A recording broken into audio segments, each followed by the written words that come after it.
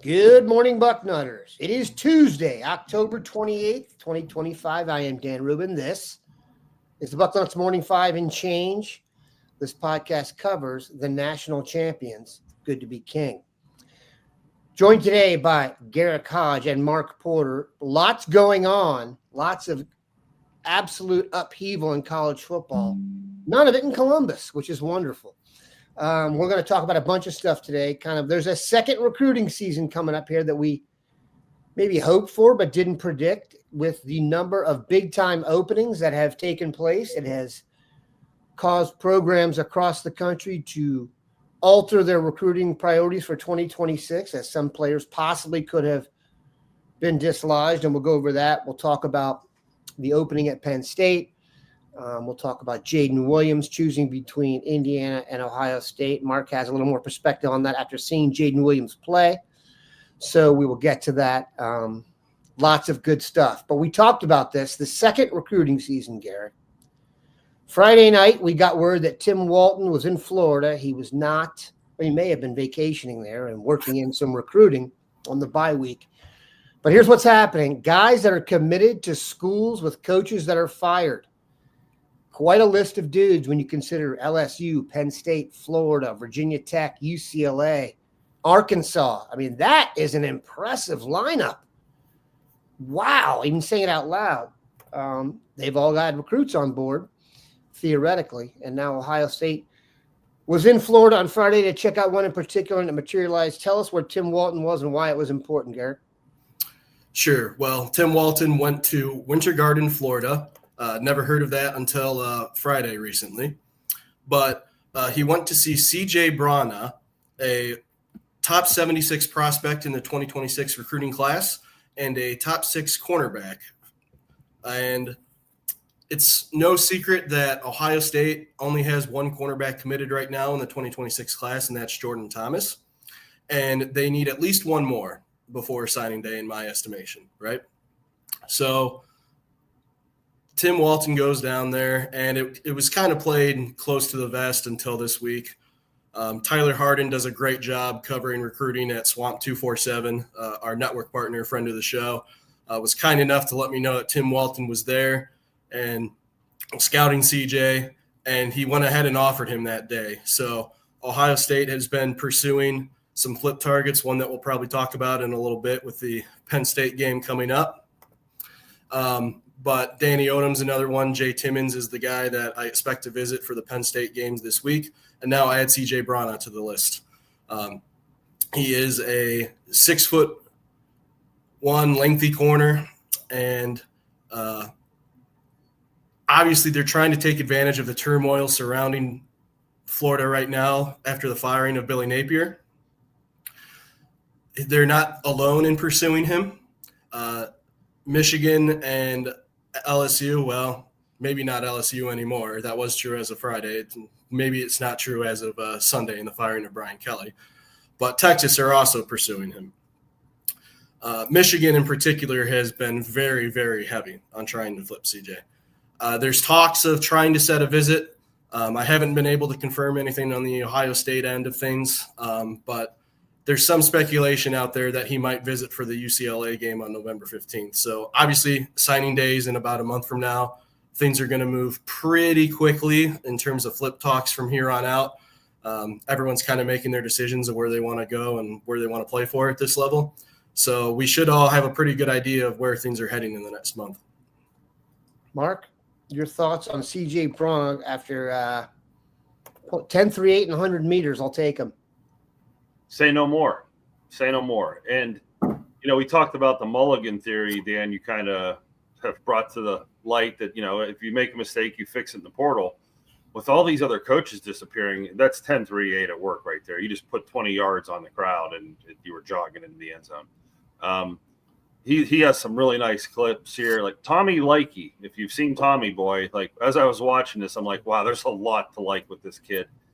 Players like this aren't available late in the process. Never. Like with these other schools doing this, I think it's insanity by them to, fire their coaches and not have a plan to keep the recruits and players on board, because you can't afford to lose guys like this. I mean, This is a that tall was guy. that was textbook tape right there. I'm saying it's all textbook. That's why I was like, Tommy Likey, like he really shows up everywhere in this short film. But it's really, these other schools' mistake. They're unforced errors. You're giving up guys like this, and now where Ohio State has holes in their class, or they feel they need an extra couple of guys, they're not going to fill them with a 3-star. These 5-star studs are now available, and boy, I mean, I could see why you're in. I mean, 10-3-8, sold, done. There's only so many humans on earth that even get close to that number.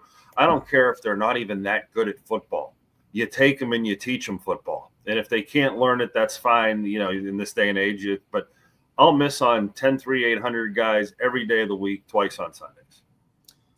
10-3-8 is like it's like Jameer Brown you could be a track star. If they see 10-3, like 10-3-8, if he never ran track again in college, he's a scholarship athlete. That's impressive, man. You could literally take him at any sport, baseball or something, and like, let's just teach the rest of it to him. Well, let's take 2 years to give this guy, because that talent. Willie Mays Hayes. Yeah. So, this corner, and usually you don't see it at corner. Like those guys get stolen by offense, and he's playing offense on this tape. But him to bring that speed over to defense is really crazy. That is rare speed. Yeah, that's and the best coaches I know hang out at the track meets at the end of the year, looking for guys like this that maybe come from a place that they are raw. That I can steal a 10-5 guy that played for a high school no one's looking at. I've told you this, Mark. If I was recruiting for the Navy SEALs, 400, I would sit at the end of the 400 and get your GPA. And if you finish in the top 2, I put you on the follow list. See how you deal with college, and then follow you back up, because track is a mental game. To run a 10-3-8, by the way, you have to be disciplined. You have to be able to you can't just show up at the track and run a 10-3-8 too. So that's a good sign. I'm warning everybody. Brad is in town, and I can hear him panting out there, which means we're going to get a barking here. And then I will hit mute, and hopefully we'll get away with it. I know it's unprofessional, but I also am not going to put my dog in a room where he just destroys everything. There you go. Tell me about Jaden Williams, Mark. You saw him over the weekend. Plays for Massillon. He's in a very interesting recruiting situation. I can't remember when there was a coveted recruit, and I could be wrong on this. You guys can check me on this. I can't remember a coveted recruit considering Indiana, or still committed to Indiana this far down the stretch, where I actually thought he might go to Indiana, given Indiana's surge. And we're not talking about basketball. Actually, Garrick, introduce us to the recruiting, and then Mark, tell us about what you saw over the weekend. Sure. So Jaden Williams visited Ohio State in their 3rd game of the season against Ohio. Obviously, Mark can talk more about his growth and his development, but he's really hit a growth spurt. He's now a legit confirmed 6'2", rangy linebacker, speedy linebacker in Massillon. And James Laurinaitis, the moment he played Glenville week 1, was hooked. He just saw him fly all over the field and instantly saw that there was something there, right? Well, Kurt Signetti saw that there was something there, and he happens to be a pretty good evaluator of talent, as far as we know now, right? Considering he is now the 3rd highest paid coach in college football. So Jaden Williams became one of 2 flip targets for Ohio State at the time, the other being Florida linebacker Jacob Curry. Jacob Curry obviously committed to Oklahoma, so he is off the board. And Jaden Williams, it seemed naturally that he'd be the next man up for Ohio State, but with Indiana playing so well and Kurt Signetti realizing that Jaden Williams is this undervalued prospect, is really prioritizing him in this class. Not saying that Ohio State's giving up in their efforts trying to flip him, of course, but it's going to be really hard to do so. Kurt Signetti in Indiana is really prioritizing Jaden Williams. Obviously, they were on him really first. And I think that resonates pretty well with Jaden. Now, there's some other linebackers that they're taking a look at. Elijah Littlejohn, they offered the Wake Forest commit, Braxton Rembert, that we talked about on previous shows, that kind of reminds you of a young Arvell Reese at 6'5", 200 pounds. So James Laurinaitis has a couple options here. And will things pan out with Jaden? I mean, I think you got to get him back on campus. You have to at least schedule an official visit before you really get excited about the prospects of flipping him. And to this point, we haven't heard anything materialize on that end. So far, Indiana is not only doing a good job of thriving on the field, but it's doing a good job of keeping Ohio State away from one of its top recruits right now. Mark, put this in context for us. You saw him over the weekend. Why were you there, and what did you see? Well, it was Massillon versus McKinley, the greatest rivalry in sports, which I told Garrick last week. I'm like, I don't go to these big rivalry games because I end up parking 6 neighborhoods away, and it cost me $25 to get a spot in someone's front yard. Lo and behold, I showed up at the Massillon game. But I did go to the second half, which circumvented a lot of the pre-gaming. Tell you what, that even when those teams have a down year, that place is still nuts. That NFL stadium at Camp McKinley is damn near halfway full. I mean, there has to be 10,000 people in there or more. And I know that's a huge stadium to fill, but it's a heck of an atmosphere. So my thought on Jaden Williams before this is he better commit, because when they give you this chance, Ohio State, your senior year, you probably have a couple weeks. And you know, much like Landry Breed up at Mentor, you better take it or they're going to be on to the next guy. I mean, Garrick, we broke down that linebacker last week. I'd take him too. So when I went to see Jaden, I was like, oh, boy. And then I was, you know, I hope I don't like him a lot, because if he doesn't come here, and I end up liking him a lot. He really jumped off the field in a big game. The defense was 3 and out he was in. I mean, he just kept making run-stuffing plays. So we have some highlights of him if you want to see him against Warren Harding a few weeks ago. I'll have highlights of him. And what was nice about my weekend is I saw C.J. Sana Friday night and then Jaden Williams like 15 hours later. So comparing the two, their body styles are the same. And the exact same thing happened to both of them. I had C.J. Sana about 6'1", and people had Jaden Williams at 5'11" a couple of years ago. They're both 6'2". I mean, they're both long and lean. CJ's got some legs where, I mean, this Jaden Williams, I mean, he jumps off the screen. I hate to get everyone excited. I mean, I want to block him. Yeah, they're coming off the edge and just running around the block and still running. And the violence when he finishes, he is excellent. If he goes to Indiana, and this isn't your father's Indiana, this is an Indiana that is dumping money into a Cignetti coach that has come from Alabama, that's bringing that type of mentality right to the Big Ten. It's showing up on the field, and this may be his.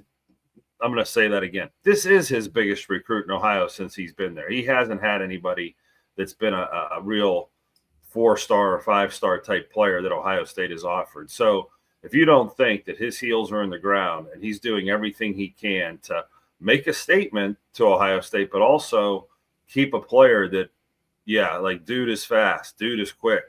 Like, it's pretty easy to see that this kid is excellent out of Massillon. And it's a shame that we couldn't have offered him earlier, you know, and been ahead of this a little bit and not let Indiana have such a grip on him, because I genuinely like him, and you know, I'd hate to see him go somewhere else. We will see on that one. Boy, it's very interesting. I was actually going to say I thought Indiana was starting to get overrated.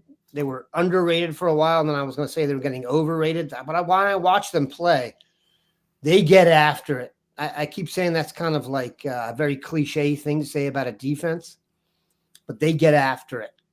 I mean, if you watch it with the sound down, you can't tell when the whistle is because they are flying. You know what I'm saying? They're getting when guys are going down, they're getting shots.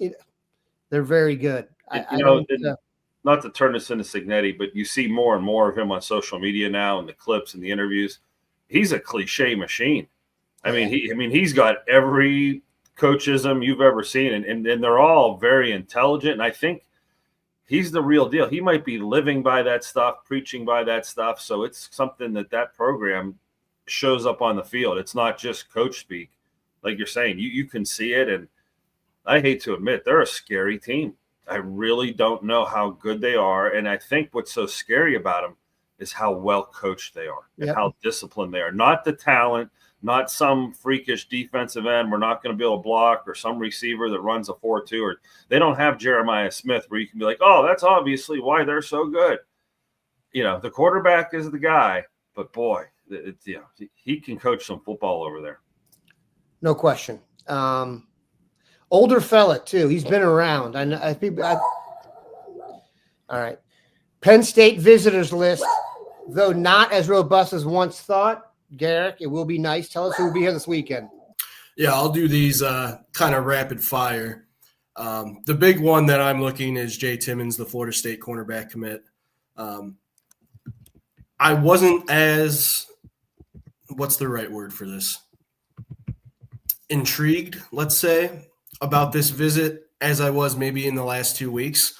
The reason being that Timmons is a Florida State legacy. His father, Lawrence Timmons, obviously a great NFL player and a pretty darn good player at Florida State, right? So once he committed to the Seminoles, I'm like, yeah, well, that one's – you can probably wrap that up, right? But he is doing his due diligence, and from what I understand, I think it's a little bit more than just due diligence. So here's the thing. Normally when we talk about recruiting, we say when a coach gets fired, it's open season on their recruits, right? Well, sometimes in the rare instance where they do keep a coach on the hot seat, in the case of Mike Norvell, or they put out a statement to where nobody knows what the hell's going on, we're going to reevaluate things at the end of the year, and then who knows? Which is probably, if we're reading in between the lines and looking at athletic director speak, that probably means translated to English, yeah, we're broke, man. We don't have the $55 million to buy this guy out. We got to buy our boosters another month.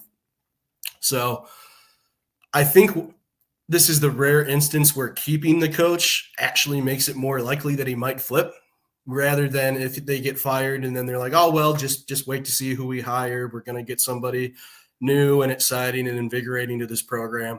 Not saying that it's a guarantee, of course, and Ohio State won't be the only suitor that Mr. Timmons has, of course. But as we alluded in the preamble with CJ, the new offer at corner, Tim Walton needs at least one cornerback in the 2026 class between now and December, especially with the possibility of Jermaine Matthews going pro. Who knows if he does, who knows if he doesn't. But Igbenogsen's definitely gone, and Jermaine's playing at a way that he may go. And who could blame him if he does, right?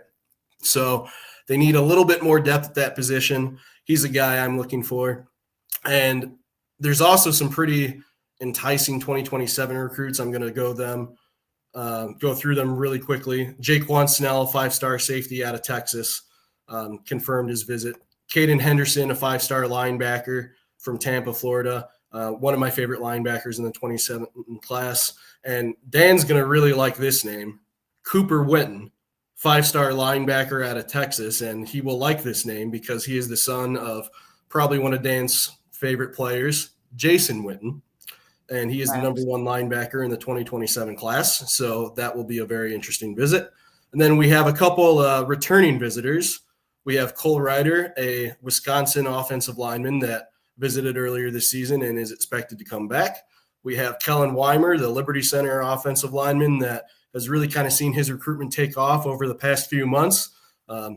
They're certainly excited to get him back on campus. And then the guy I saw on Friday night, Davis Seaman, the Bishop Watterson product, he'll be back for the first time since getting his offer earlier this month. So there's many more enticing visitors than just that. I just wanted to pick out a certain few that I'm going to look at. But I'll say this, the game itself has obviously lost a little luster with the firing of James Franklin and Penn State just looking like a tire fire on the field, for lack of a better term. But the recruiting hype and the recruiting visitors list has lost no luster. Those tickets have been bought and booked for months, and they're still going to have a great weekend. And noon kickoff or not, it's still going to be a pretty intriguing weekend for recruits at Ohio Stadium. Having seen Davis Seaman in person, your thoughts on him, his recruitment, what you thought of him as a dude? Yeah, well, I should have known better, but he played St. Charles, a team that they were going to throttle. So you can't take too much of it. But like Mark and I have discussed before, you can look at certain things when a team's just going to go blow him out. Does he overpower an overmatched opponent? Okay, yes, check mark. Tweeted out a clip on my Twitter feed. It's the only clip I tweeted because it was the only clip I needed to tweet, where he just ragdolled this defensive end and threw him into the ground at the end of the play. Very impressive. He measured up in all the size measurables. That's the other thing that you look for when you go see these guys.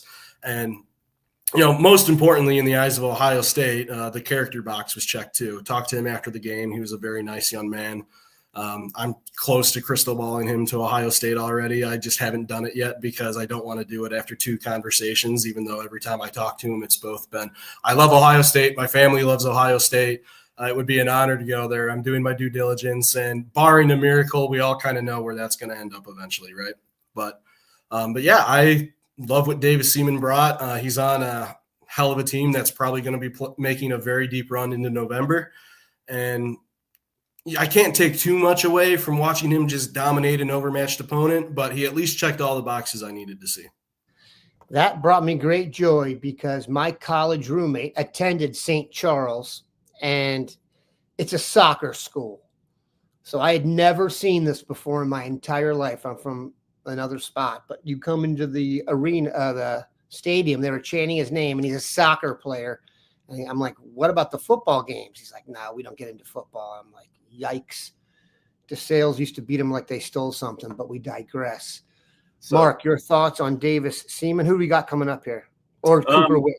Yeah, I have a couple thoughts on that. I think Garrick told me that Davis Seaman was wearing some red and scarlet and gray gloves or something.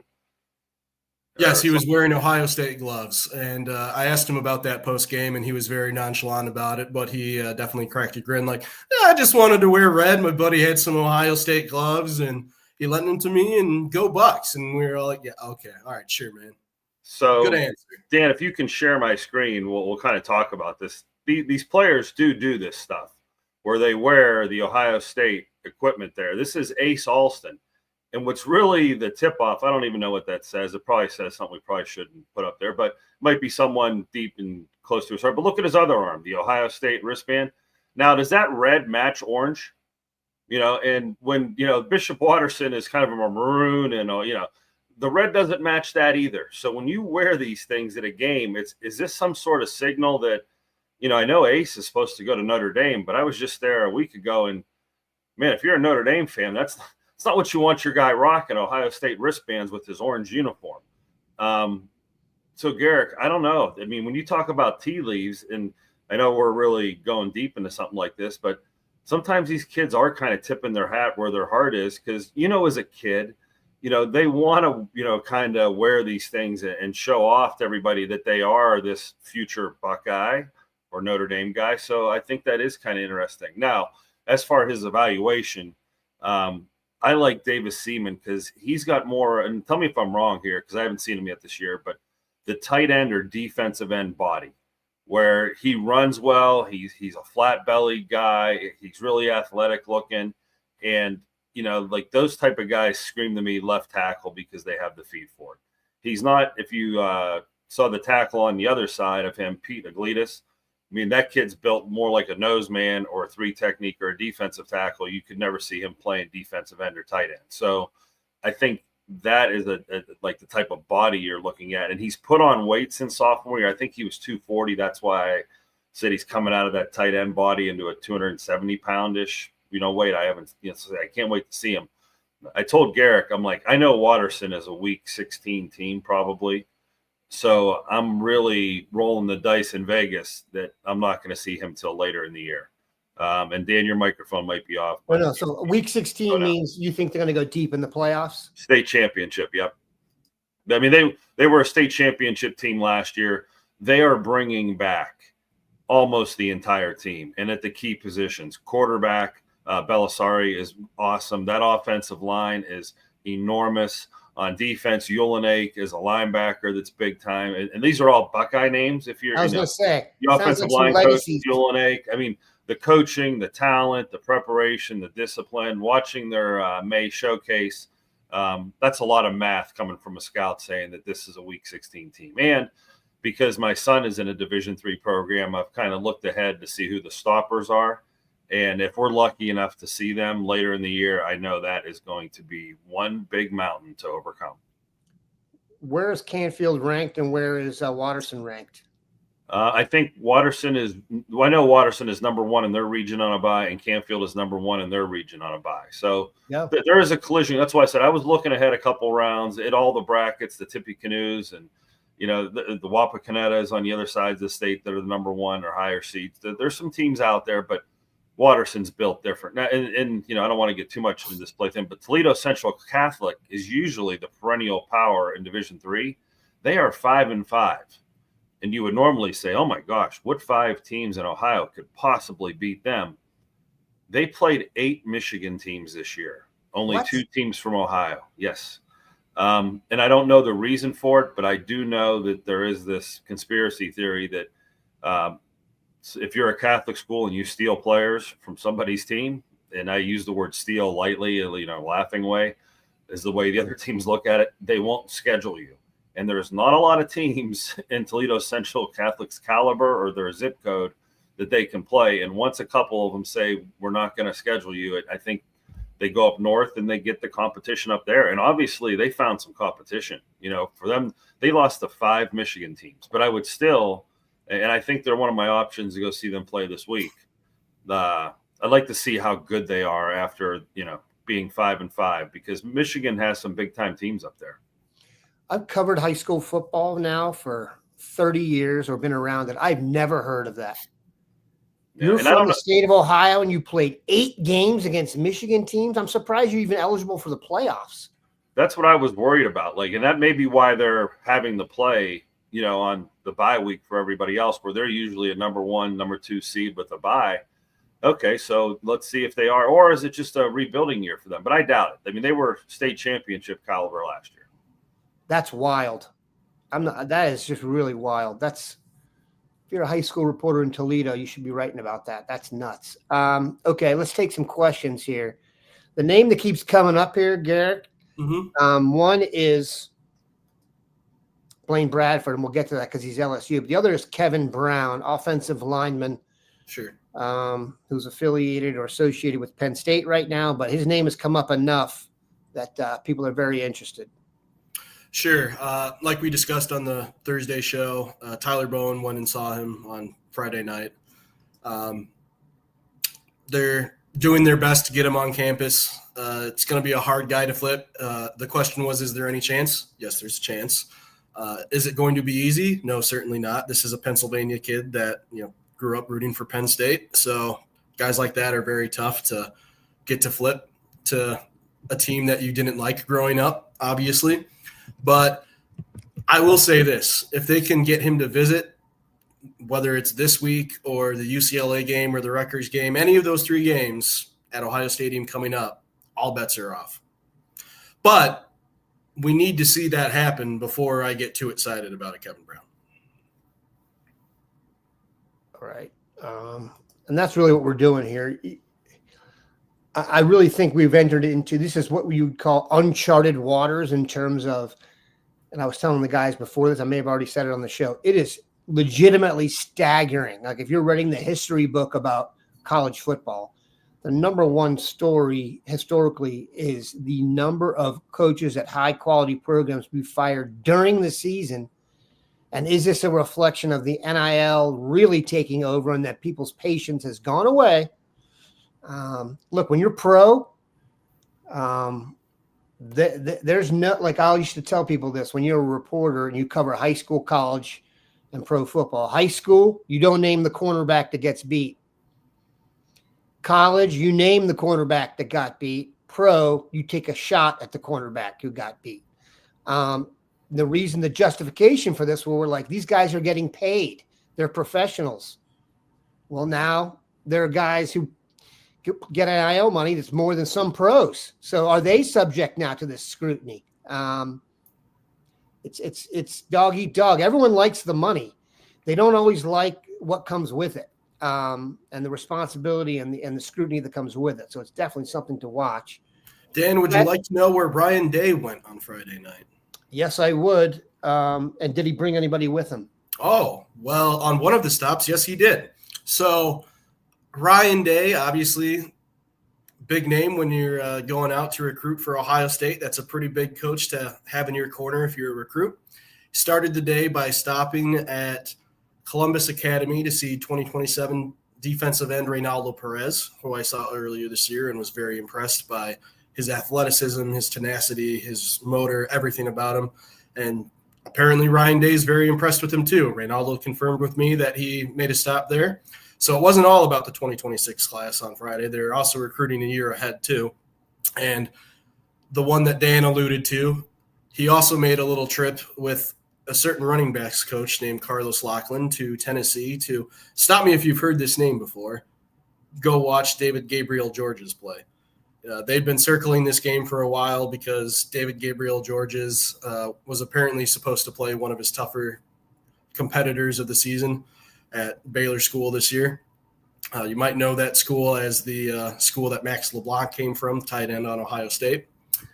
And David Gabriel Georges put on a show in front of him, ran for 200-plus yards on 17 carries and 2 touchdowns, and pulled a Jeremiah Love and hurdled the kid. So not that they weren't already high on him before, because he's by far and away the number one target on Ohio State's recruiting board for that class, but they showcased every bit how much of a priority he is to them. And Mark made a point of trying to read tea leaves by looking at the gear that recruits wear on a certain days. He didn't necessarily wear it for this game, but on a previous game, David Gabriel Georges was wearing Ohio State attire, if you want to take that into account.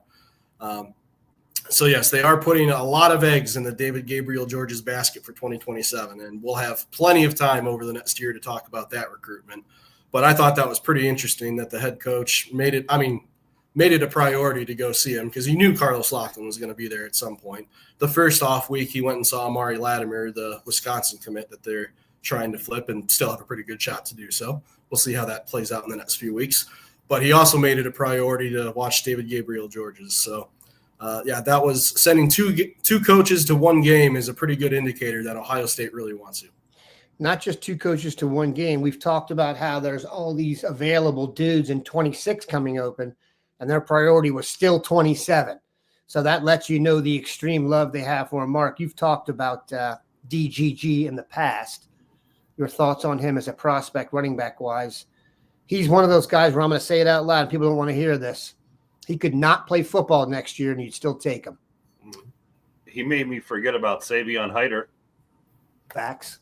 You know, like it's like it was like a mind eraser. Like, oh, okay, take him. There's another guy out here that I could fall in love with. I thought he was a bigger, stronger type of player. You know, had a durability with that sprinter speed when he got in the open field. We've watched his highlights so many times. I just went to his page to see if that game Garrick was talking about is posted yet. He hasn't posted anything from this season yet.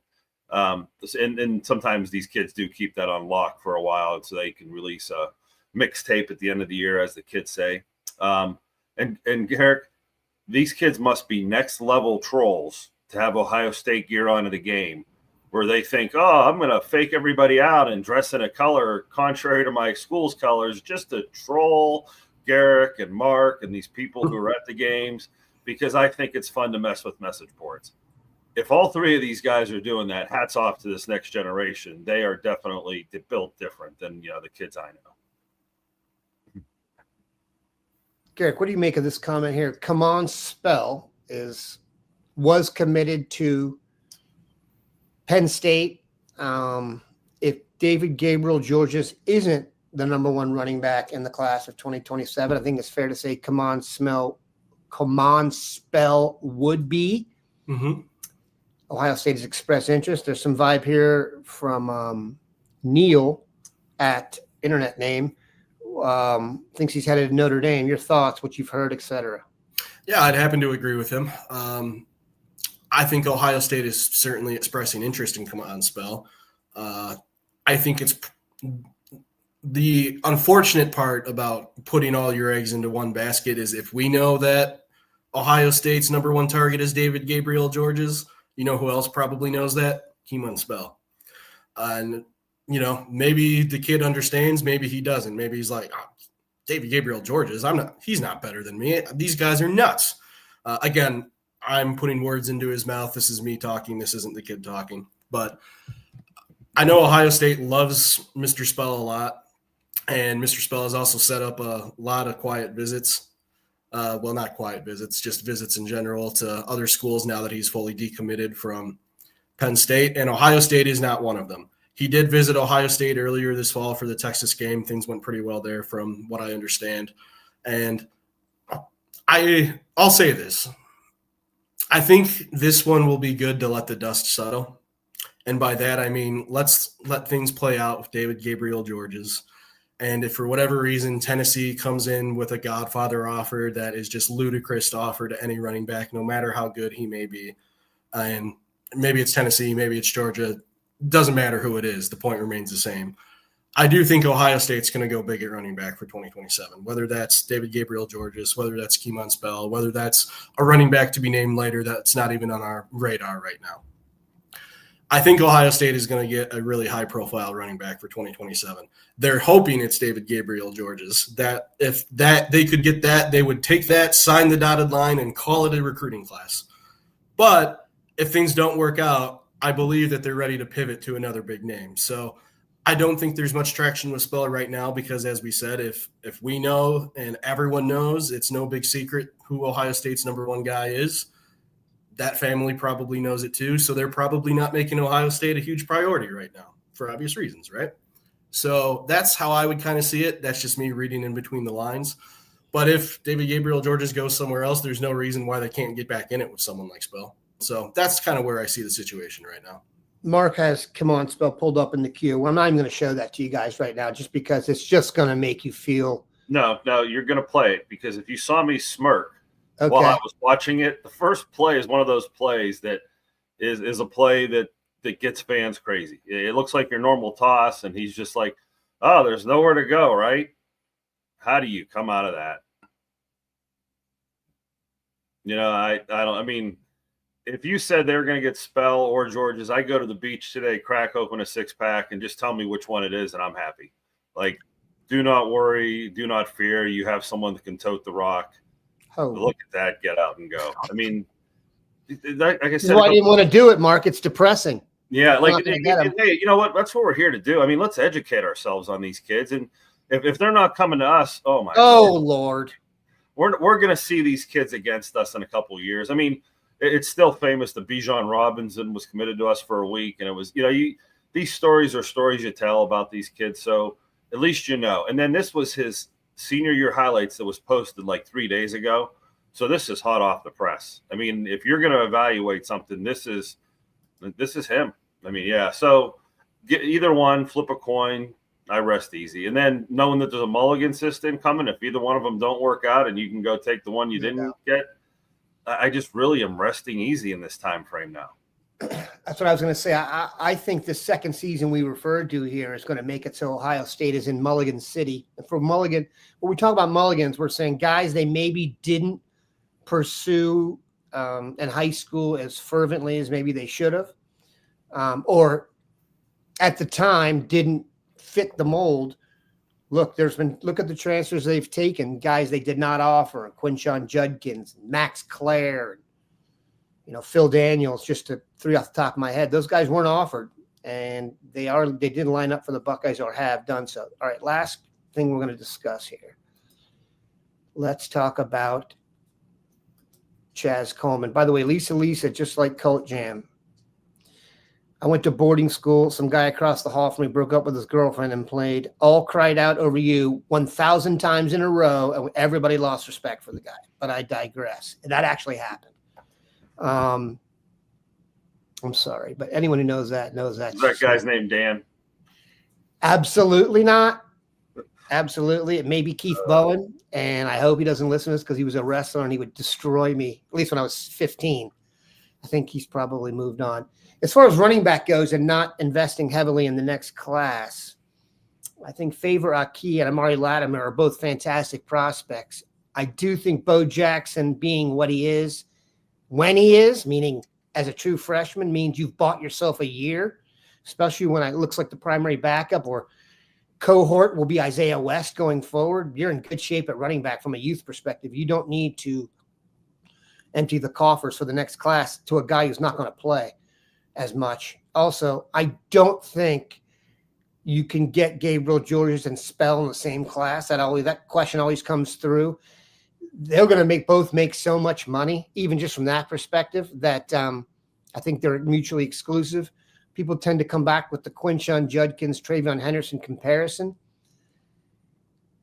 At the risk of being hyperbolic, both the guys we talked about were ranked higher theoretically. Trayvon may have been number one, but in terms of they're not split carry guys. If you bring in one of these guys just financially, I don't think you can bring in a second dude. All right. I'm just watching those tapes of George's and Spell. Bo Jackson didn't have a tape like that even close coming out of high school. And he has turned out to be, like you're saying, someone that we respect and, we're going to give him his room to have the backfield. And there's a future to him. But if one of these guys come in, they may look like Bo Jackson real quick also. And you may see a nice caddy to Bo Jackson, or even like say as the time goes on, sure. This tape of these two kids is really strong. And Bo didn't have tape like this, not because he couldn't do this. He was primarily a defensive player and getting injured. Yeah. Bill and I had stories about going up there to see him and watch him go out for a series and then, shut it down for a while. So yeah, there is a nice future if one of these kids steps aboard. That'll do it. Point to that argument, by the way, too. Yes, they had Travion Henderson and Quinshon Judkins. When they brought Quinshon Judkins in, he was a proven commodity already that had ran for 1,000 yards back-to-back years in the SEC. So you knew what you were getting. Whereas if you pay two running backs in high school big money, you hope that you're getting two awesome players, and you might be, but you don't know that for sure. So it's kind of antithetical to the model it seems they're using. I use model in loose terms there, but it just doesn't make much sense. Let's finish with this, Garrick. Yep. Your thoughts on Blaine Bradford, the Baton Rouge native, safety committed to Ohio State. I actually think put it this way. I think he's going to be a Buckeye. I think the firing of Brian Kelly actually would give LSU a better chance, because if they hire someone who's got a real Louisiana accent, it might actually give them a shot. But I do think Bradford will be part of the class. Your thoughts on Bradford, and we'll close it up. Before you answer that, Mark's chat will start at 10 a.m. live, VIP on the site. So make sure once you get off here, you know where to go. Those of you watching live, it's 9:45 a.m. Eastern. Go ahead, Garrick. Okay, I've got 2 quick points on the LSU firing of Brian Kelly, and one of them is a direct answer to your question. So put up an article on Bucknuts yesterday detailing could the LSU firing of Brian Kelly impact Ohio State recruiting. And the short version of that is perhaps, but I wouldn't expect a whole lot. So starting out with Blaine Bradford, playing defense, if you will, trying to keep a 5-star safety committed to Ohio State. I said on the show Thursday that I'm not really hearing anything that would make me worried about Blaine Bradford flipping at the last minute. And while there was some smoke in the summer that he might take some other visits, that hasn't materialized to this point. And a few days later, after LSU makes the move, I still believe that. I don't think there's a whole lot here to anything LSU could do at this point to make a late Godfather offer. Now, let's say I'm trying to throw a hypothetical here that would give some pause. Let's say November 27th arrives and LSU announces the hiring of someone like Lane Kiffin. I'm just throwing that into existence. Possible. The optics would be terrible because he probably has Ole Miss in the playoffs, yada, yada, yada. But the boosters tell the Bradford family, don't you sign on the dotted line December 4th. Take it to the February signing period. Just evaluate your options. If 1 is don't lose sleep over it and 10 is you can put him in a Baton Rouge jersey right now, I would probably have this at a 2 right now. My concern meter is very minimal on this, guys. It was probably at a 5 in July for what it was worth, but right now it's at a 2. I'm not saying that it couldn't bump up to DEFCON 2 by first week of December, but until they at least know who the coach is, and even then, I still wouldn't lose much sleep over this, guys. The family's saying all the right things. But more importantly, my number one recruiting mantra is judge their actions and not their words. And their actions are they haven't taken a visit to LSU to this point. So, and it's not only have they not taken a visit, it is right in their backyard. They live in Baton Rouge, and they have not taken a visit to LSU at this point. So I'm not concerned about it. I think this is I don't want this to come back and bite me, so I'm going to hedge and say that this is close to wrap up, and I feel pretty good about it. But I wouldn't lose too much sleep about it. But ask me the first week of December, and maybe I'll give you the same line. Maybe I won't. The second point I'll have, and then we can end on this, is I know some fans have asked about Deuce Gerald's defensive tackle prospect from Georgia that Ohio State fans were pretty high on in the summer. And at one point in the recruitment, I would have even considered Ohio State the leader for him. I know around in the springtime, they were getting some pretty strong buzz with him. Now, 24/7 recruiting analyst Tom Loy spoke with Deuce yesterday, and we can say that Ohio State has reached out to him. So it's not nothing. They have started very preliminary communications, right? But so have Ole Miss, Michigan, and Oregon. And Deuce is also saying all the right things in terms of I'll just read the quote verbatim. I committed to Louisiana State University. While I had a great relationship with Coach Kelly, I am a Tiger, as that's where my roots come from. My family goes way back with interim coach Frank Wilson, and I'm still excited about being a leader of this class and at LSU.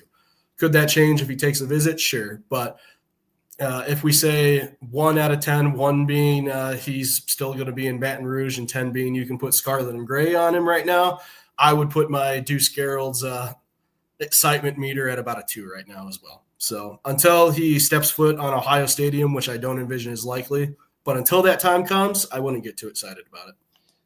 I will actually finish with this. Cam's impassioned question about Chaz Coleman. Chaz Coleman will be auditioning for your Buckeyes this weekend at Ohio Stadium if you want to check him out. He's an Ohio native who plays defensive end for Penn State. There's some tea leaves. Let's just see how he performs. Long way to go. Go ahead, Mark. The fans act like he's just going to, after the game, take off his blue jersey. He may play for Ohio State this weekend, actually. Yeah, he may actually play for Ohio State. Like as the game starts, he's just going to run over the other sidelines. They're going to throw a jersey on him and give him. I mean, there's a long time before this Chaz Coleman thing, and I will ask some people in town because he is local here, but anything right now you would ask, you know what the answer is going to be. He's focused on his season and beating Ohio State, but I love how much we are into that kid and, the hype he's getting early on. You know what? He better live up to it this week, or it'll cool off really quick. I know Buckeye fans, we run all over him to his side or something. I'll be like, you can keep him. So there's going to be mixed emotions. As you see him sack Julian Sayin 3 times, you're going to be like, that's good because we're going to get him next year. And it's bad because it just happened.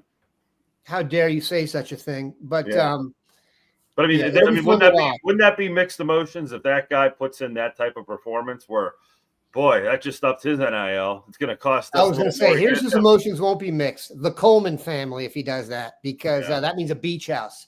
But we digress. All right, Warren Harding has a fandom in Michigan. Come on now, don't be getting started on that. Let's keep everything in somewhat chronological order here as we can. All right, Mark's chat starts in 9 minutes.